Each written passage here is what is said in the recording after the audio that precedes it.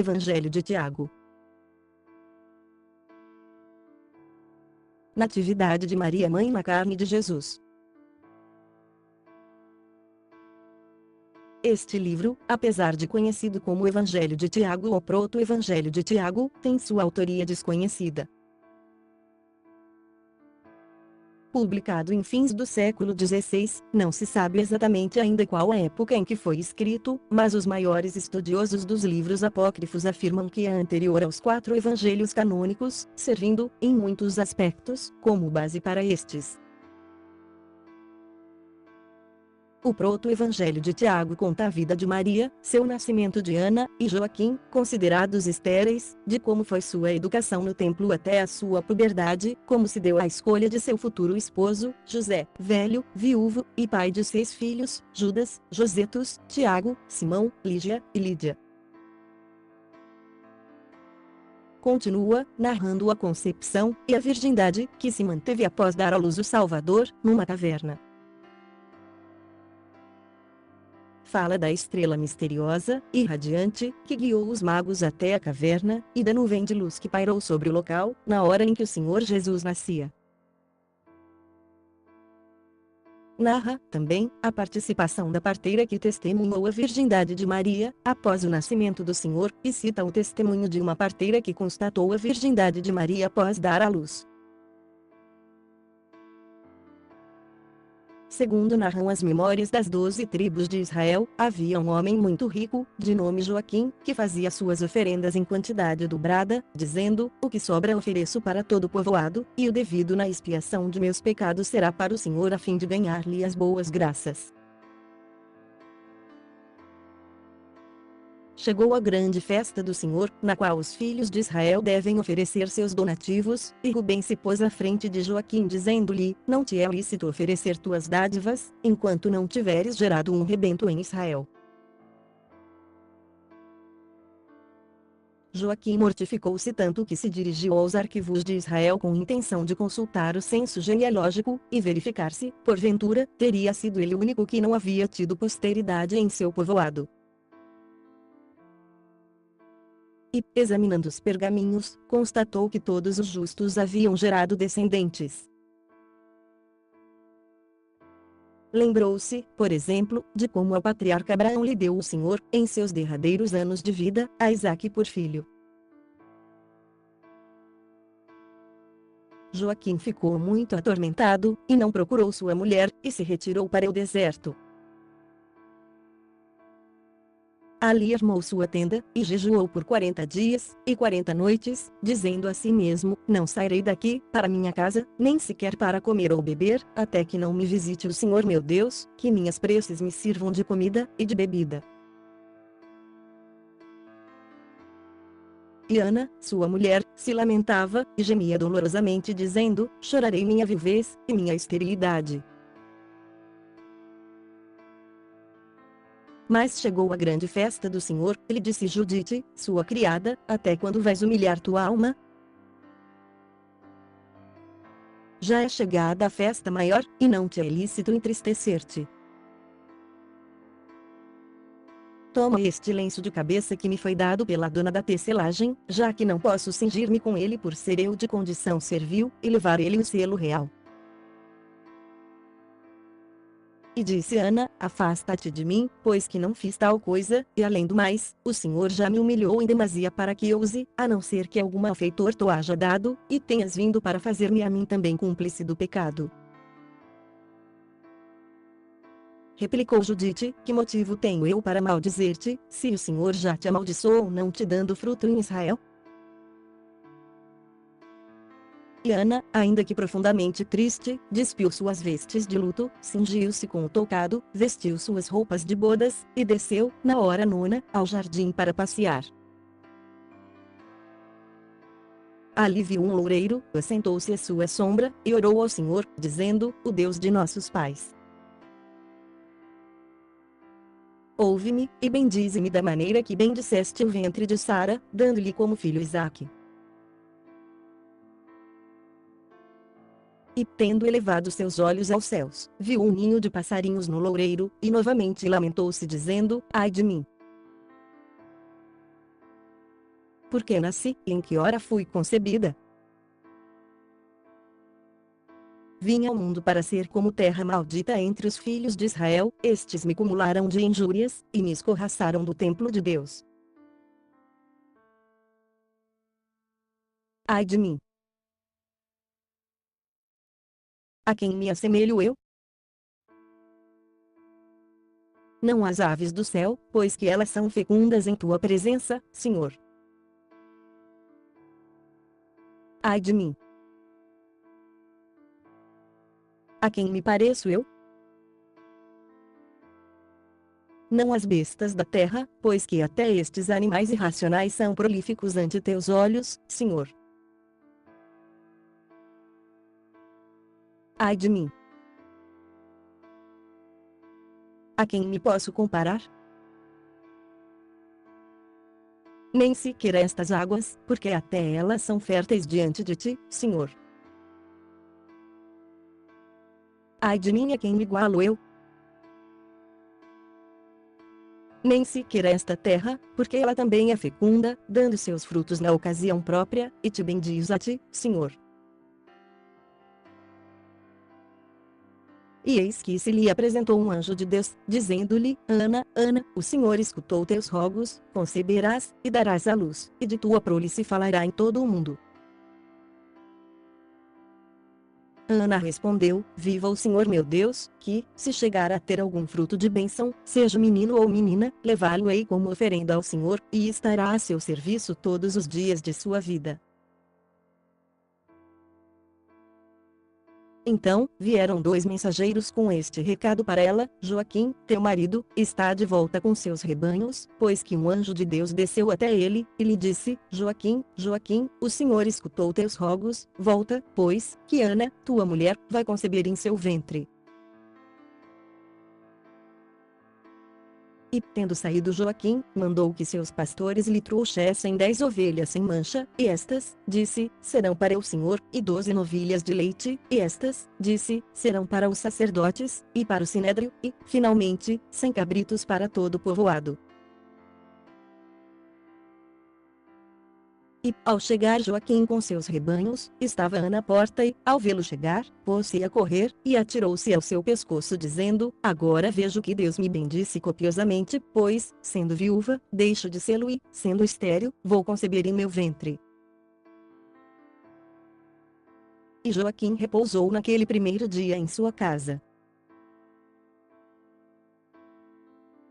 No dia seguinte, ao ir oferecer suas dádivas ao Senhor, dizia para consigo mesmo: Saberei se Deus me vai ser favorável se eu chegar a ver o éfode do sacerdote. E, ao oferecer o sacrifício, observou o éfode do sacerdote, quando este se acercava do altar de Deus, e, não encontrando pecado algum em sua consciência, disse: Agora vejo que o Senhor ouve por bem perdoar todos os meus pecados. E desceu Joaquim justificado do templo, e foi para casa. E o tempo de Ana cumpriu-se, e no 9º mês deu à luz.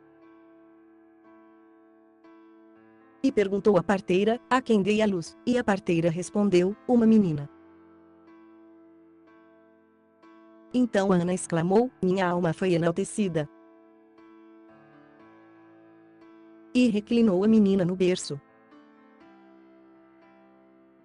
Ao fim do tempo marcado pela lei, Ana purificou-se, deu o peito à menina, e lhe pôs o nome de Maria. Dia a dia a menina se ia robustecendo.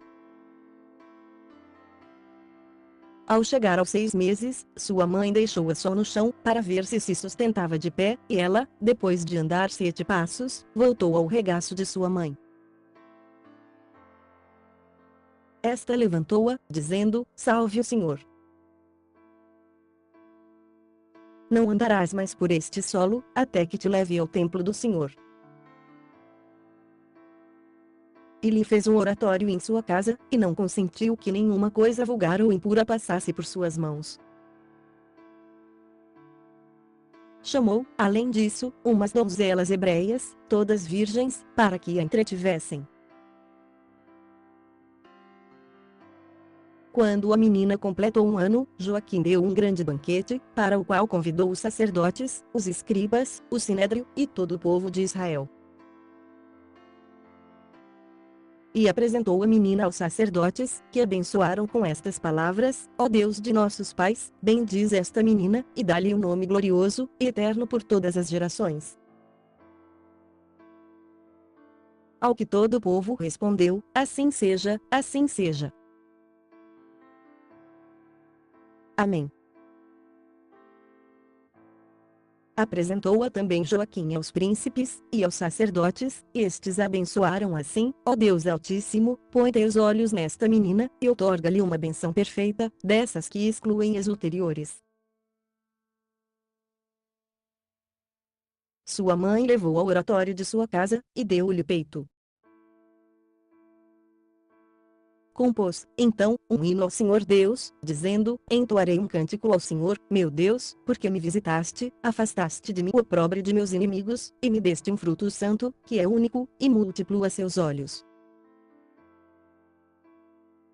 Quem dará aos filhos de Rubem a notícia de que Ana está amamentando?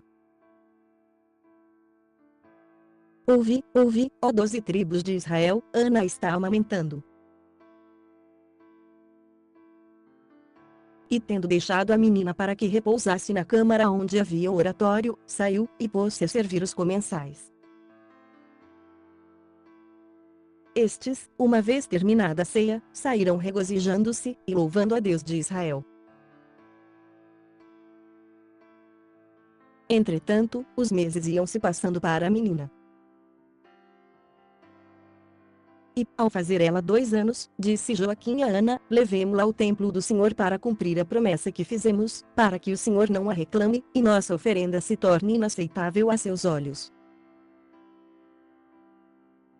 Ana respondeu: Esperemos, todavia, até que complete 3 anos, para que a menina não tenha saudades de nós. E Joaquim respondeu: Esperaremos.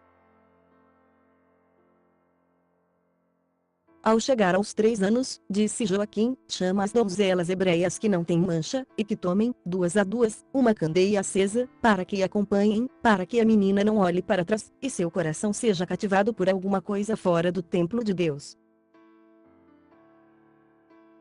E assim fizeram enquanto iam subindo ao templo do Senhor. E lá recebeu-a o sacerdote, o qual, depois de tê-la beijado, abençoou-a, exclamou: O Senhor engrandeceu teu nome diante de todas as gerações, pois que no final dos tempos manifestará em ti sua redenção aos filhos de Israel. Então fê-la sentar-se no terceiro degrau do altar. O Senhor derramou graça sobre a menina, que dançou, cativando toda a casa de Israel. Saíram, então, seus pais, cheios de admiração, louvando ao Senhor Deus porque a menina não havia olhado para trás. E Maria permaneceu no templo como uma pombinha, recebendo o alimento pelas mãos de um anjo.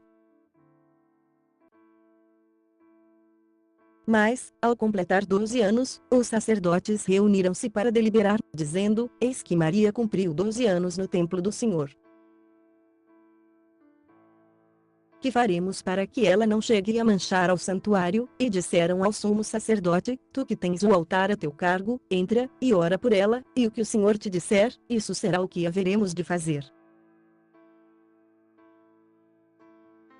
E o sumo sacerdote, cingindo-se com o manto das 12 sinetas, entrou no Santo dos Santos, e orou por ela.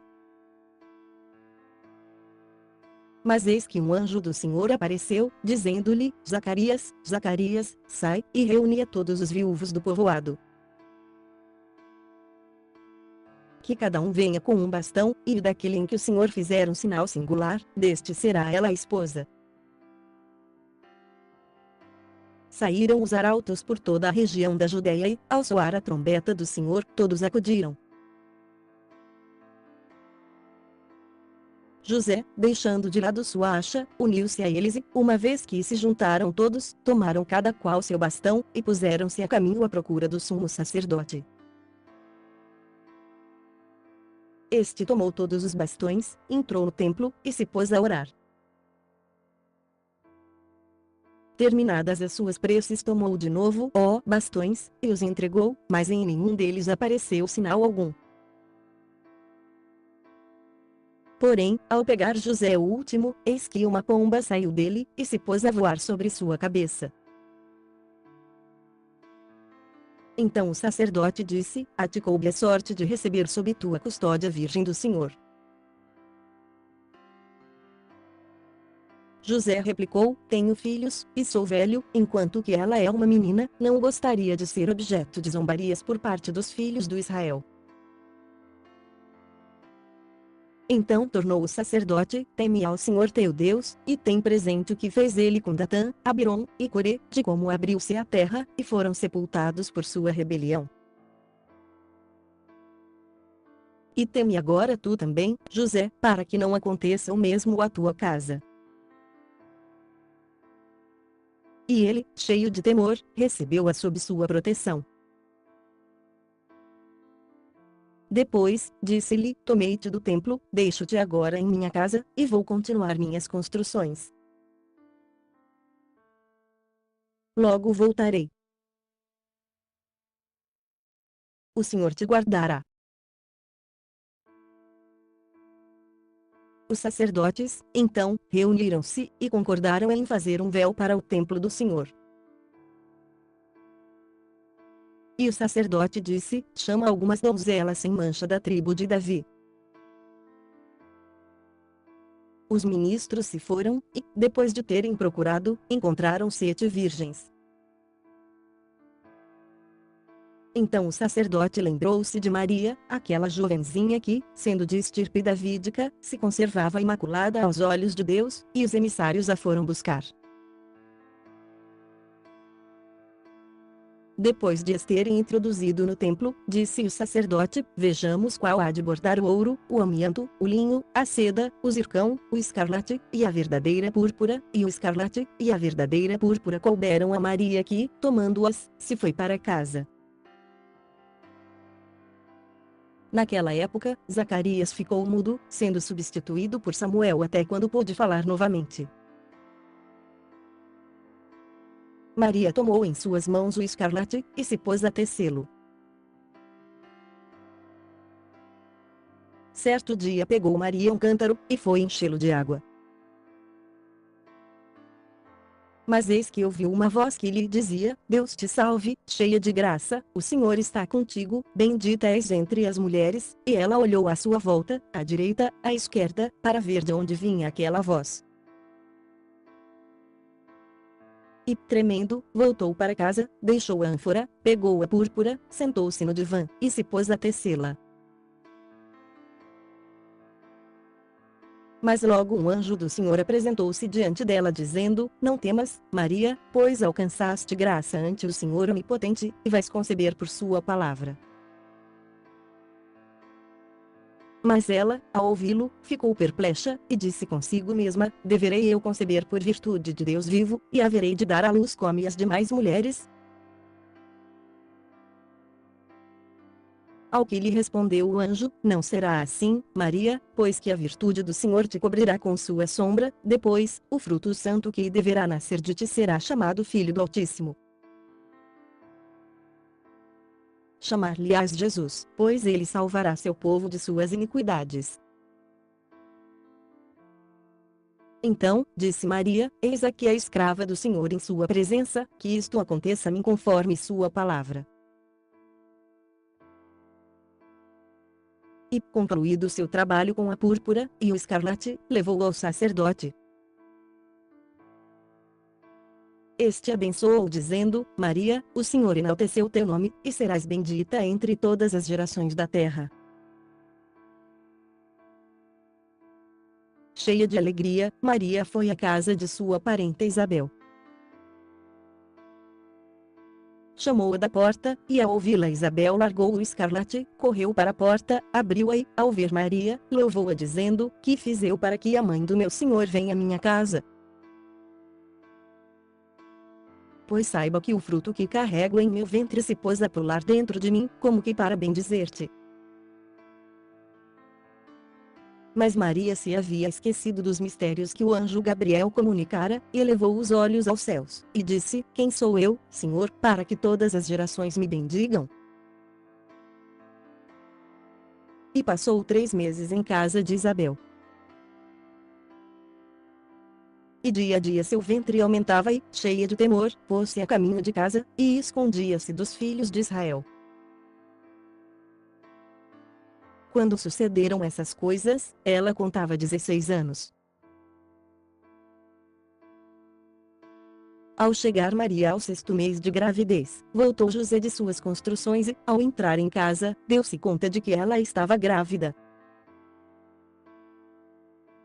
Então, feriu seu próprio rosto, jogou-se no chão sobre uma manta, e chorou amargamente, dizendo: Como é que me vou apresentar agora diante de meu Senhor, e que oração direi eu agora por esta donzela, pois que a recebi virgem do templo do Senhor, e não a soube guardar?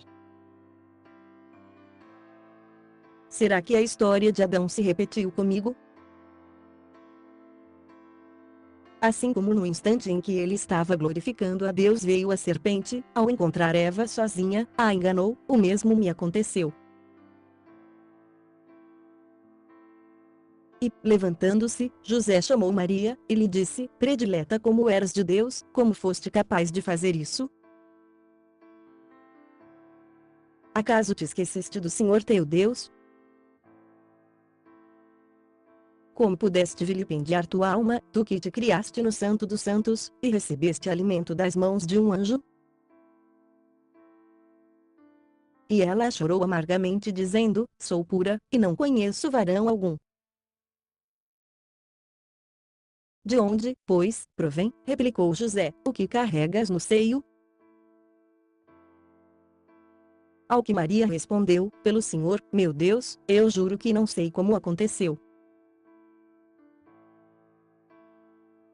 José, então, encheu-se de temor, e retirou-se da presença de Maria, e pôs-se a pensar sobre o que faria com ela. Dizia consigo próprio: se escondo seu erro, contrario a lei do Senhor, se a denuncio ao povo de Israel, temo que o que aconteceu a ela se deva a uma intervenção dos anjos, e venha eu a entregar à morte uma inocente. Como deverei proceder, pois? Mandá-la ir embora às escondidas, e nisto caiu a noite. Mas eis que um anjo do Senhor lhe apareceu em sonhos dizendo-lhe: Não temas por esta donzela, pois o que ela carrega em suas entranhas é o fruto do Espírito Santo. Dará à luz um filho, e lhe porás o nome de Jesus, pois que ele há de salvar seu povo dos seus pecados. E, ao despertar, José levantou-se, e glorificou a Deus de Israel por haver-lhe concedido tal graça, e continuou guardando Maria. Mas, por essa ocasião, veio à casa de José Anás, o escriba, que lhe disse: Por que não compareceste à nossa reunião? Respondeu-lhe José: Estava cansado da caminhada, e decidi repousar este primeiro dia. Mas, ao voltar-se, Anás deu-se conta da gravidez de Maria. Então, correu ao sacerdote dizendo-lhe: Este José, por quem respondes, cometeu uma falta grave. Que queres dizer com isso? Perguntou o sacerdote. Ao que respondeu Anás: Pois violou aquela virgem que recebeu do templo de Deus, com fraude de seu casamento, e sem manifestá-lo ao povo de Israel. Disse o sacerdote: E está certo de que foi José que fez tal coisa? Replicou Anás: Envia uma comissão, e te certificarás de que a donzela está realmente grávida. Saíram os emissários, e a encontraram tal qual havia dito Anás, e por isso a levaram juntamente com José ante o tribunal. E o sacerdote iniciou dizendo: Maria, como fizeste tal coisa? Que te levou a vilipendiar tua alma, esquecer-te do Senhor teu Deus? tu que te criaste no Santo dos Santos, que recebias alimento das mãos de um anjo, que escutaste os hinos, e que dançavas na presença de Deus? Como fizeste isso? E ela se pôs a chorar amargamente, dizendo: Juro pelo Senhor meu Deus que estou pura em sua presença, e que não conheci varão. Então, o sacerdote dirigiu-se a José dizendo-lhe: Por que fizeste isso?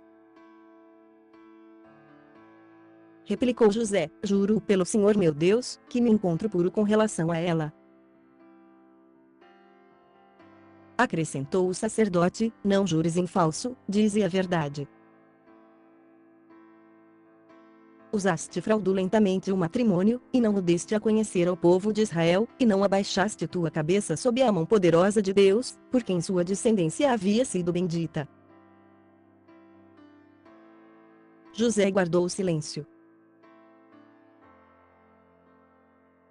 Devolve, pois, continuou o sacerdote, a virgem que recebeste do templo do Senhor. José ficou com os olhos marejados de lágrimas. Mas acrescentou o sacerdote: Farei com que bebais da água da prova do Senhor, e ela vos mostrará, diante de vossos próprios olhos, vossos pecados. E, tomando da água, fez José bebê-la, enviando-o em seguida à montanha, mas voltou são e salvo.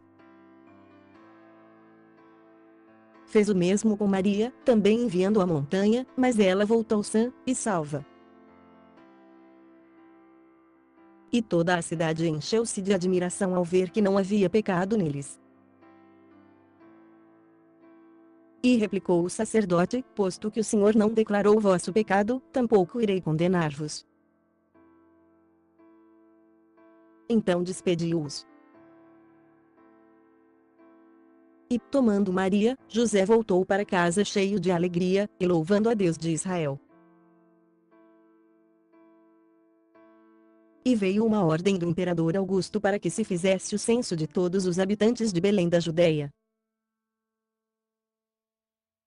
E disse José: A meus filhos posso recensear, mas que farei desta donzela? Como vou incluí-la no censo? Como minha esposa? Envergonhe-me. Como minha filha. Mas já sabem todos os filhos de Israel que não é. Este é o dia do Senhor, que se faça sua vontade. E, selando sua asna, fez com que Maria se acomodasse sobre ela, enquanto um de seus filhos ia à frente puxando o animal pelo cabresto. José os acompanhava. Quando estavam a 3 milhas de distância de Belém, José virou-se para Maria, e viu que ela estava triste, e disse consigo mesmo: Deve ser a gravidez que lhe causa incômodo. Mas, ao voltar-se novamente, encontrou-a sorrindo, e lhe disse: Maria, que acontece, pois que algumas vezes te vejo sorridente, e outras triste? E ela lhe disse: E que se apresentam 2 povos diante de meus olhos, um que chora, e se aflige, e outro que se alegra, e se regozija. E, ao chegar à metade do caminho, disse Maria a José: Desça-me, porque o fruto de minhas entranhas luta por vir à luz. E ele ajudou a piar da asna, dizendo-lhe: Aonde poderia eu levar-te para resguardar teu pudor, já que estamos em campo aberto?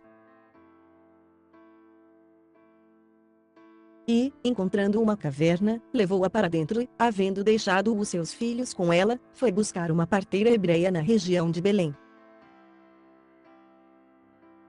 E eu, José, encontrei-me andando, mas não podia avançar. Ao levantar meus olhos para o espaço, pareceu-me ver como se o ar estivesse estremecido de assombro, e quando fichei a vista no firmamento, o encontrei estático, e os pássaros do céu imóveis. Ao dirigir meu olhar à terra, vi um recipiente no solo, e uns trabalhadores sentados em atitude de comer, com suas mãos na vasilha.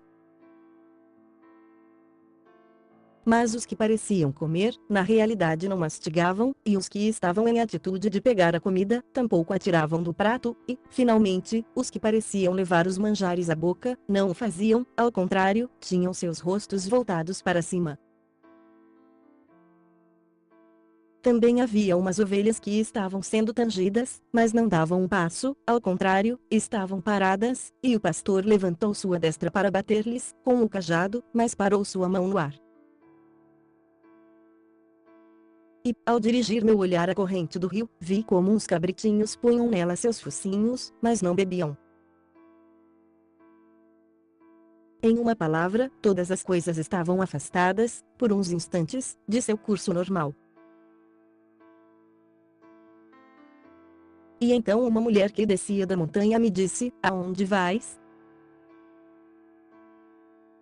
Ao que respondi: "Ando procurando uma parteira hebreia." Ela replicou: "Mas és de Israel?" E respondi: "Sim." "E quem é?" acrescentou, "a que está dando à luz na caverna?" "E minha esposa," lhe disse eu. Ao que ela replicou: "Então, não é tua mulher?" E eu lhe respondi: "Maria, a que se criou no templo do Senhor, e ainda que me tivesse sido dada por mulher, não o é, pois que concebeu por virtude do Espírito Santo." Interrogou-lhe a parteira: "Isto é verdade?" José respondeu: "Vem, e verás." Então a parteira se pôs a caminho junto com ele. Ao chegar à gruta, pararam, e eis que esta estava sombreada por uma nuvem luminosa. E exclamou a parteira: "Minha alma foi engrandecida, porque meus olhos viram coisas incríveis, pois que nasceu a salvação para Israel." De repente, a nuvem começou a sair da gruta, e dentro brilhou uma luz tão grande que nossos olhos não podiam resistir. Esta, por um momento, começou a diminuir tanto que deu para ver o menino que estava tomando o peito de sua mãe, Maria. A parteira então deu um grito dizendo: "Grande é para mim o dia de hoje, já que pude ver com meus próprios olhos um novo milagre." E, ao sair a parteira da gruta, veio a seu encontro Salomé. "Salomé, Salomé," exclamou, "tenho de te contar uma maravilha nunca vista, e é que uma virgem deu à luz, coisa que, como sabes, não permite a natureza humana." Mas Salomé replicou: "Pelo Senhor, meu Deus, não acreditarei em tal coisa, se não me for dado tocar com os dedos, examinar sua natureza." E, havendo entrado a parteira, disse a Maria: "Prepara-te, porque há entre nós uma grande querela em relação a ti." Salomé, pois, introduziu seu dedo em sua natureza, mas, de repente, deu um grito dizendo: "Ai de mim, minha maldade, e minha incredulidade é que tem a culpa. Por tentar ao Deus vivo desprende-se de meu corpo minha mão carbonizada." E dobrou os joelhos diante do Senhor, dizendo: "Ó Deus de nossos pais, lembra-te de mim porque sou descendente de Abraão, Isaque e Jacó. Não faças de mim um exemplo para os filhos de Israel, devolve-me curada, porém, aos pobres, pois que tu sabes, Senhor, que em teu nome exercia minhas curas, recebendo de ti meu salário." E apareceu um anjo do céu, dizendo-lhe: "Salomé, Salomé, Deus escutou-te. Aproxima tua mão do menino, toma-o, e haverá para ti alegria, e prazer." E acercou-se Salomé, e o tomou, dizendo: "Adorar-te-ei porque nasceste para ser o grande rei de Israel." Então, de repente, sentiu-se curada, e saiu em paz da gruta. Nisso ouviu uma voz que dizia: "Salomé, Salomé, não contes as maravilhas que viste até estar o menino em Jerusalém." E José dispôs-se a partir para a Judeia.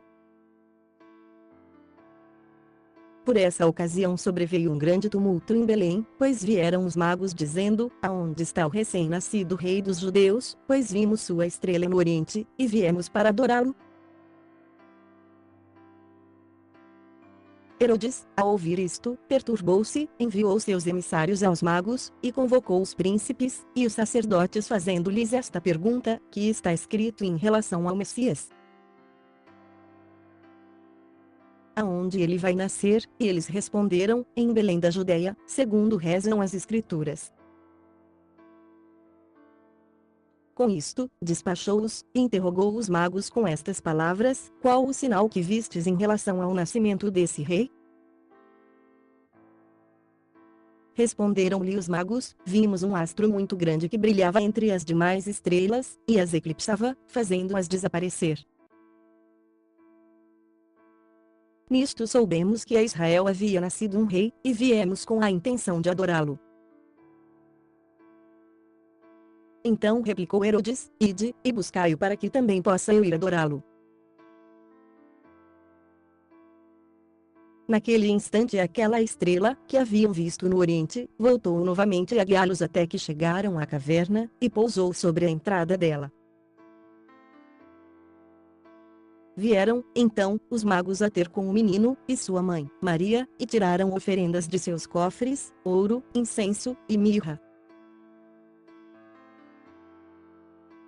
Mas, avisados por um anjo para que não entrassem na Judeia, voltaram às suas terras por outro caminho.